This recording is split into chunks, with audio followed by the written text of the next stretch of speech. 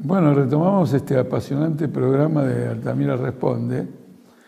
Con la primera pregunta dice, ¿qué conclusión tiene sobre los 10 años de kirchnerismo? Se pueden decir muchas cosas, pero básicamente quiero decir lo siguiente. Duhalde y luego Kirchner llegan al gobierno para sacar a la Argentina de una gigantesca bancarrota, probablemente la más importante de la historia del país. Es decir, que actúan lo que en el derecho comercial se llama síndico. ¿Cómo van a repartir el desarrollo de la empresa para pagar acreedores, despedir o no trabajadores, etcétera? Entonces, el kirchnerismo, el gobierno kirchnerista, que se proclama de la década ganada, en realidad fue un síndico. ¿Cómo resolver la quiebra del 2001? Y luego de 10 años estamos ante otra quiebra. Y toda la burguesía argentina está buscando al próximo síndico. Unos dicen que va a ser Massa, otros dicen que va a ser de la Sota, y otros piden una interna del peronismo. Pero lo significativo es que el gobierno debuta como síndico de una quiebra y termina pasándole la pelota a otro que es un síndico de la quiebra. Argentina estaba en quiebra en el 2001. ¿Y en qué consistió? ¿Qué hizo el gobierno para terminar en otra quiebra? En primer lugar, hizo una renegociación de la deuda externa, que ahora está claro, con los cupones del PBI y otros factores, virtualmente significó una reducción nula de la deuda. Y una reducción nula de la deuda, o muy pequeña de la deuda, en condiciones muy gravosas, porque en los últimos meses del gobierno de la Rúa, la deuda se infló artificialmente con una sucesión de préstamos, blindaje, megacanjes, que de la Rúa contrató para evitar la quiebra. Es decir, que en el último año, en los últimos 6 meses, del gobierno de la Rúa hubo una inflada fenomenal de deuda, a tasas de interés fenomenalmente usurarias. De modo que, en realidad, habría que haber renegociado la deuda con anterioridad, al nivel anterior a esto que ocurrió al final de la Rúa. No, se negoció desde el punto de vista más alto, a tasas de interés que ya eran extraordinariamente más altas. De modo que la reducción final, más al agregado de este cupón del PBI, que significan en el curso de toda su vida útil unos 40.000 millones de dólares, estamos ante una deuda muy grande. Por eso la presidenta dijo el otro día, hemos pagado 175.000 millones de deuda. Una barbaridad, con 175.000 millones de dólares, nos vamos a la Argentina, vamos a reconstruir Irak, Estados Unidos, lo que queremos. Es una cosa de locos. Y esto ha provocado, naturalmente, fue uno de los factores de la crisis fiscal que vivimos ahora. Ahora hay un déficit fiscal de 60.000 millones de pesos, muy elevado. Este es uno de los factores. El otro factor para salir de la quiebra es el subsidio a la industria, al transporte, al gas, a las privatizadas. Eso está claro, han subsidiado a todas estas empresas y ustedes saben muy bien que no se metió un mango en los ferrocarriles, no se metió un mango en el gas, no se metió un mango en el petróleo, absolutamente nada. Y se permitió que las empresas giraran plata al exterior, las petroleras. ¿De qué manera? No aplicando las utilidades que obtenían a nuevas inversiones. Miren ustedes con qué método parasitario se buscó rescatar al país de la crisis, de la quiebra anterior. El otro punto muy importante tiene que ver con los trabajadores. Hay una desocupación fenomenal, toda provocada por la quiebra. Bueno, hay que darle empleo a todo el mundo. Y por otro lado, bajo cuerda, aprovechar para que sea negro, para que sea precario, para que sea tercerizado. Así hacemos un ciclo virtuoso de grandes ganancias, con la desjerarquización o descalificación del régimen laboral. Y entonces en este momento tenemos efectivamente una masa de trabajadores en negro precaria extraordinariamente alta. Es muy importante. El otro aspecto es que al subsidiar mucho de los consumos de los trabajadores, se le permitió a las patronales en las paritarias pagar un salario inferior al que hubieran tenido que pagar si esos consumos de los trabajadores hubieran tenido el precio corriente que tienen en cualquier otro país. El que se embolsó la plata no fue el obrero. No es el obrero que se benefició con una tarifa de luz más barata. Se benefició el patrón para el cual el obrero trabajaba, que en las paritarias le pagaba de acuerdo al costo de vida. Y el costo de vida tenía una alícuota muy pequeñita por los servicios. Entonces le pagaba un salario menor al que hubiera tenido que pagar. Bueno, todos estos subsidios terminaron pulverizando la capacidad fiscal del Estado, y pulverizando la Reserva del Banco Central, y pulverizando la ANSES. Como consecuencia de que las utilidades, por ejemplo, de los grupos energéticos, petroleros, se mandaban al exterior y no se reinvertían, Argentina ahora tiene una cuenta petrolera fenomenal, del orden de los 15.000 millones de dólares. Importamos petróleo y gas a precios internacionales, no a los precios determinados por los costos argentinos, a precios internacionales.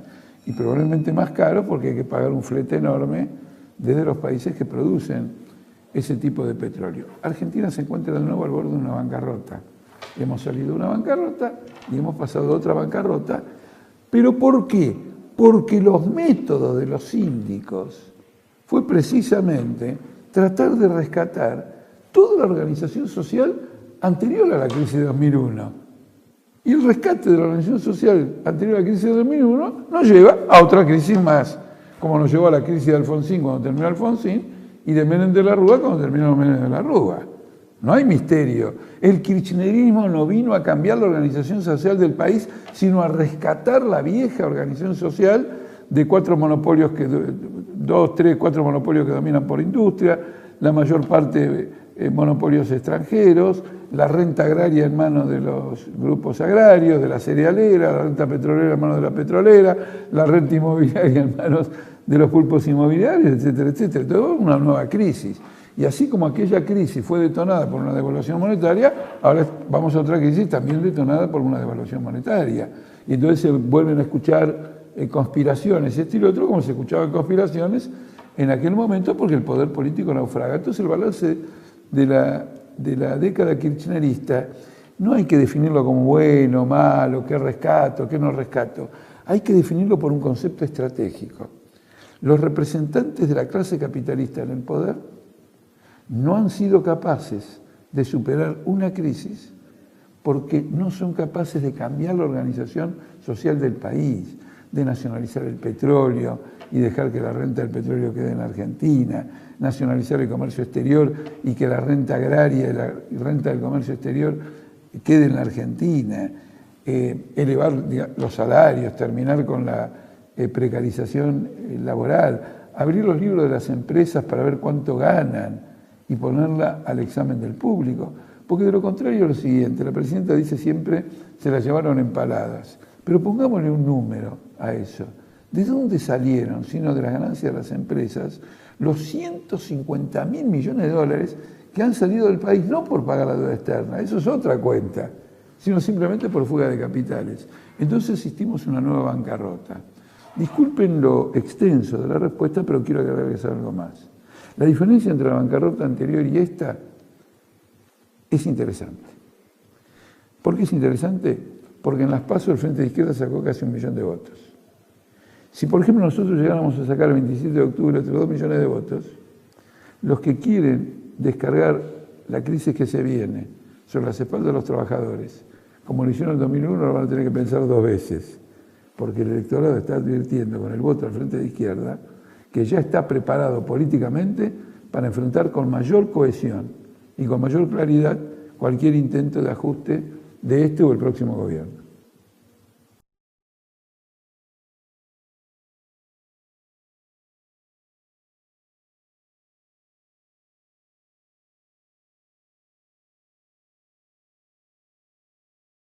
Pero es una pregunta sencillita.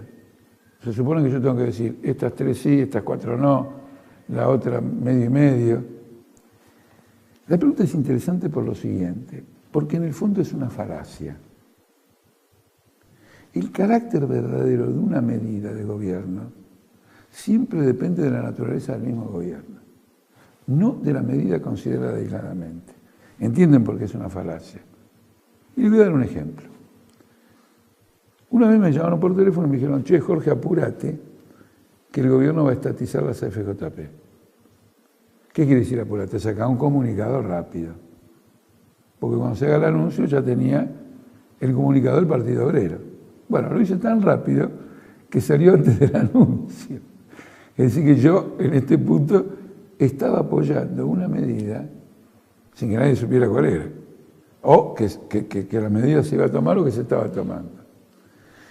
Está muy bien, las AFJP eran un latrocinio que hizo un robo total. Una corruptela impresionante, jubilaciones extremadamente negativas. Entonces, el gobierno tomó una medida maravillosa. ¿Para qué? Para seguir con esas jubilaciones negativas y usar el sobrante que habían acumulado las AFJP, porque ingresaba dinero a la AFJP, pero la AFJP no pagaba jubilaciones, porque todavía nadie se había jubilado de los que habían entrado a la AFJP, se quedó con toda esa guita y empezó a pagar la deuda externa. Increíble. Increíble. El tipo es un pérfido. Es una perversidad. Tomar una medida aparentemente de rescate de los intereses populares para meterte otro giro de soga en el cuello. Porque ahora la ANSES está descapitalizada. Lo que la ANSES dice tener no vale eso que dice tener, porque eso está anotado en los libros, pero que vayan a vender los bonos que tienen, esos bonos no valen nada, los bonos que le dio el gobierno.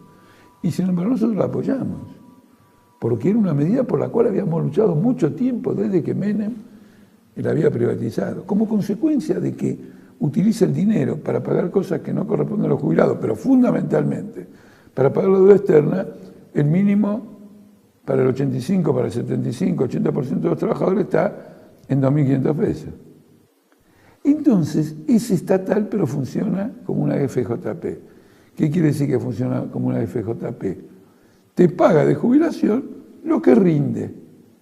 Y en Argentina la jubilación no es lo que alguien rinde, ganó y te paga. Es un derecho. Ganó, perdió, lo que fuere, vos tenés el 82% móvil. Justamente la FJP decían, terminemos con el derecho, si ganamos plata le pagamos a los jubilados lo que hay, y si perdemos plata no le pagamos absolutamente nada. Ahora la que hace eso es la propia ANSES. Y viene gente que me dice, bueno, pero se ajusta por inflación 2 veces al año. Pero a partir de abajo. Si yo en este momento tengo un salario de 1.000 pesos y el costo de vida cuesta 8.000, el costo de vida es de 8.000, y me dicen que me van a ajustar los 1.000 por inflación, voy a ganar toda la vida por el valor o por el poder adquisitivo de 1.000. Entonces, ahí hay una trampa. Otra medida positiva. El matrimonio igualitario.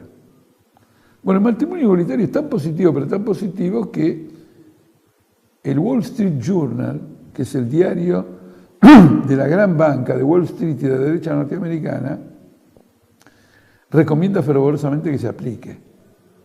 Y trata de convencer a los republicanos de que no sean torpes y voten el matrimonio igualitario. Porque es una forma de conceder derechos civiles, ganar prestigio y seguir pagando la deuda externa, seguir con los laburantes trabajando todo eso, etc. Pero es una medida positiva. El hecho de que el Wall Street la apoye no deja de marcarla como una medida positiva. ¿Quién la apoya también? La apoya un tipo que se llama Giancarlo Fini, que es el jefe del partido fascista mussoliniano de Italia. Digo, para ir separándolos tanto. ¿Quién más la apoya? La apoya un sector importante del Partido Conservador de Gran Bretaña, que efectivamente, gracias a eso, sancionó el matrimonio igualitario. La apoyan porque el matrimonio igualitario es sancionado como un derecho civil importante, pero no hay ningún respaldo para que en la vida social real las personas del mismo sexo que han formado una pareja sean tratadas socialmente igual que los que tienen un matrimonio heterosexual, que es la norma que se ha impuesto en la sociedad desde siglos y siglos. No alcanza. Porque un patrón dice, no, yo no quiero quilombo, es gay, lo que fuere, no lo tomo. Hay una discriminación.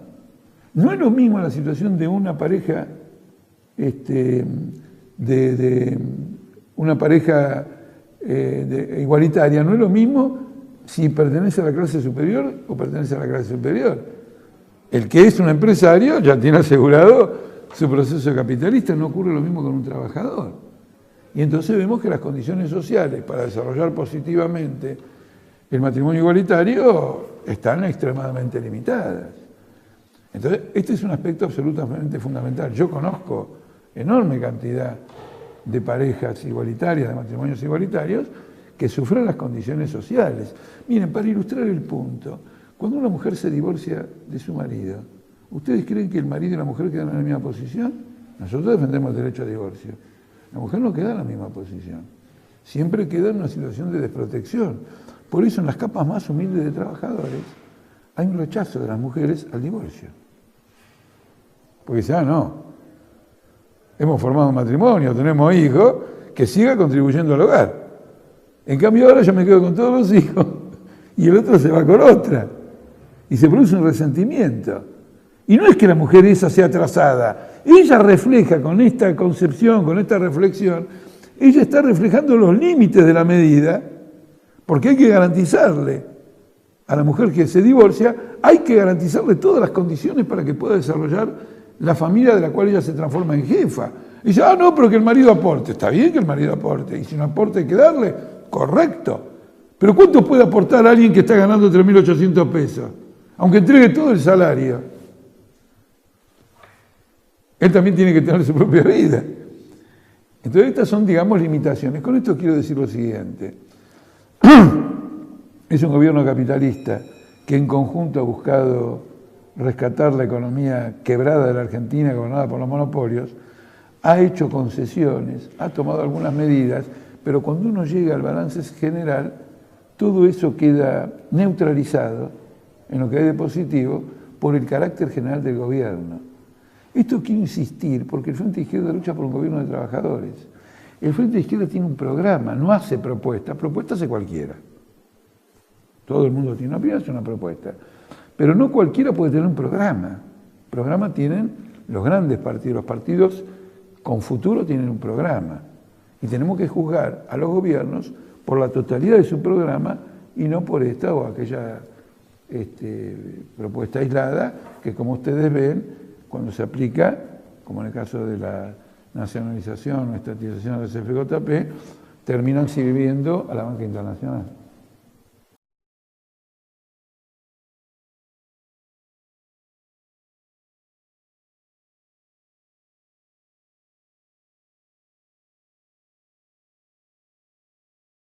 El movimiento de Milani como comandante en jefe del ejército es una cuidadosa operación política. Eso se comprobó el día en que él juró como comandante en jefe del ejército y dijo textualmente, bueno, más o menos, estoy con la causa nacional y popular. Es decir, que como comandante en jefe del ejército él apoya el proyecto de un determinado partido político. ¿Qué obtiene a cambio de eso? Porque él no puede hablar en nombre propio. Él es el jefe del ejército. ¿En qué beneficia al ejército decir yo como comandante jefe voy a apoyar la causa nacional y popular? En que con esa adhesión logra recuperar protagonismo político que perdió hace 30 años. Hace 30 años perdió protagonismo político. No jodieron más. No dieron un golpe de Estado. Y quieren recuperarlo. Entonces el gobierno le da la posibilidad de recuperar ese protagonismo si apoyan el proyecto político del gobierno. Entonces al mismo tiempo le da como tareas permanentes, no ocasionales, sino permanentes, trabajos en las villas, en los barrios, en distintos lugares, para hacer un lavado de cerebro con la población. Somos las Fuerzas Armadas, nacionales y populares, maravillosas, cuando vemos un chico caído lo levantamos, y eso forma parte del operativo de recuperación del protagonismo político. Pero ¿qué pasó? Resulta que esta buena gente tiene un prontuario de violación de los derechos humanos. ¿Y estalló por qué? Estalló porque personas que fueron victimizadas en La Rioja lo hicieron saber. Y pusieron en ridículo al gobierno, le provocaron una tremenda crisis política. Así que vos querés darle protagonismo a los milicos que violaron los derechos humanos, nacional y popular. Se produjo una crisis política. Y esta crisis política fue fulminante. Normalmente el gobierno hubiera debido decir a la miércoles con el general Milani, a retiro y a la justicia, a que investigue lo que hizo. No. Postergó hasta diciembre. Es decir, que todavía quiere rescatar el nombramiento de Milani. Milani representa, a través del apoyo al gobierno, un proyecto de espionaje político que se manifestó con el proyecto X y con la ley antiterrorista. Y Milani mismo es el jefe del espionaje del ejército, porque él pertenece a la rama de inteligencia del ejército. Por eso el gobierno lo quiere rescatar. Esta pretensión de rescatar a un militar comprometido con delitos de lesa humanidad debería servirle al electorado que en el pasado ha votado al kirchnerismo para terminar con esa posición y votar al Frente de Izquierda. El Partido Obrero denunció que Milani había hecho lo que había hecho en el año 2010, en Prensa Obrera, cuando fue ascendido a general. Ahora tenía que ser ascendido a teniente general. Así que si el Partido Obrero lo sabía, la presidenta lo sabía, Berbisky lo sabía, Aníbal Fernández lo sabía y todos lo sabían. Que no se hagan los osos ahora. ¿Está claro?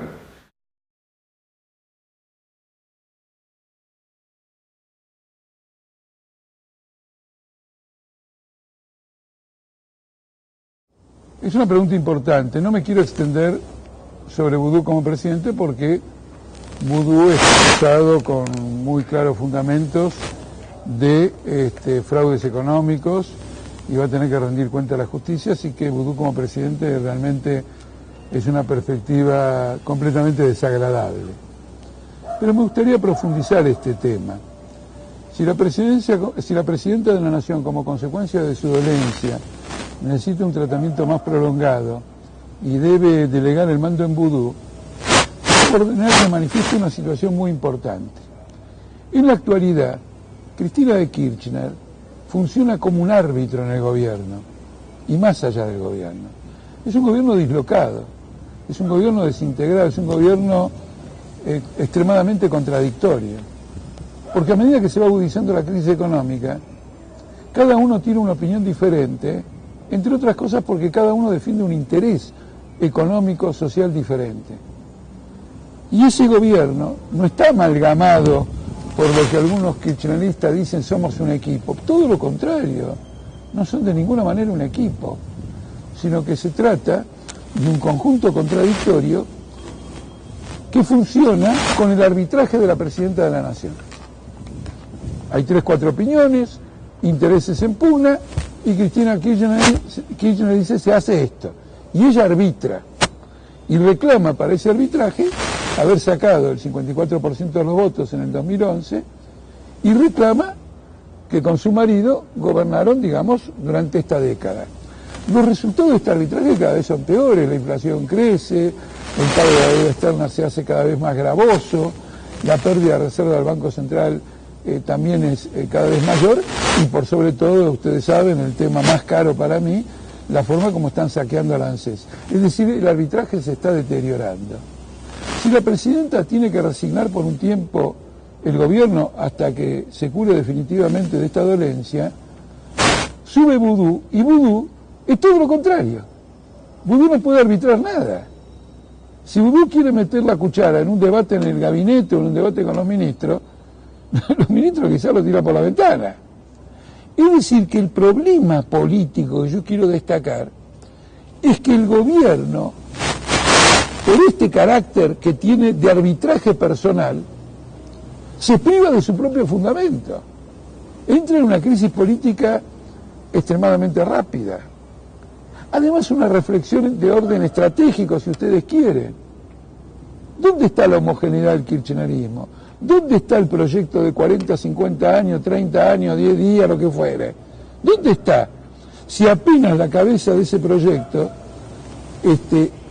contrae una enfermedad, el conjunto del método de gobierno entraría en un descalabro, como seguramente ocurriría, y no hablemos de Rosques, la que reemplazaría a Vudú como presidente del Senado y seguiría en la línea sucesoria, el esposo del gobernador de Tucumán, que está denunciado por el gran tráfico de los tratantes de personas y por la desaparición de chicas en la provincia de Tucumán, en particular de Paulina Negro.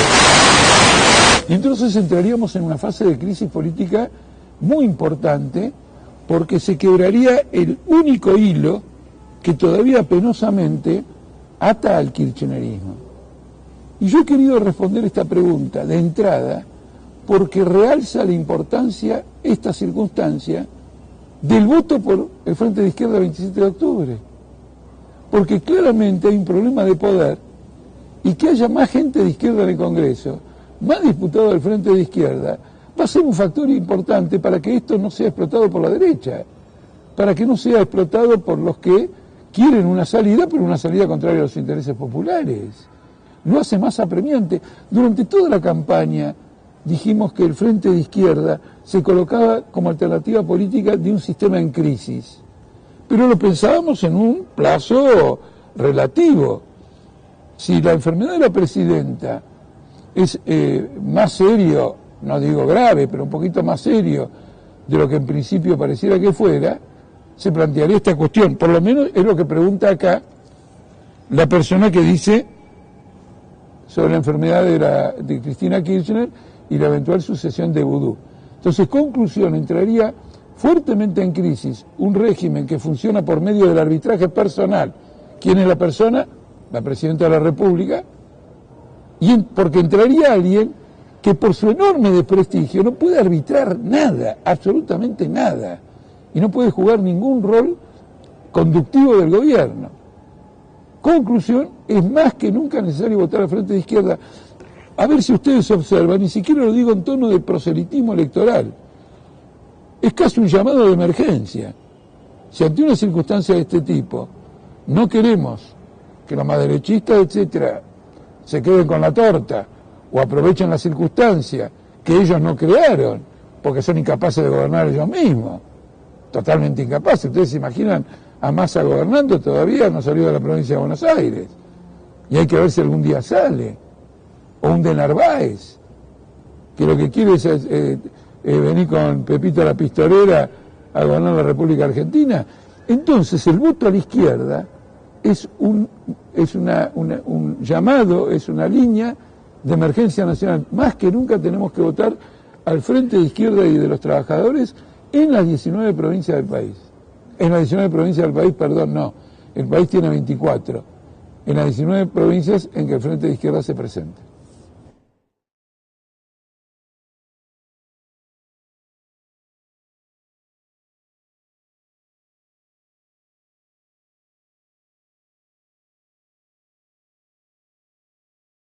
Bueno, retomamos este apasionante programa de Altamira Responde. Con la primera pregunta dice, ¿qué conclusión tiene sobre los 10 años de kirchnerismo? Se pueden decir muchas cosas, pero básicamente quiero decir lo siguiente.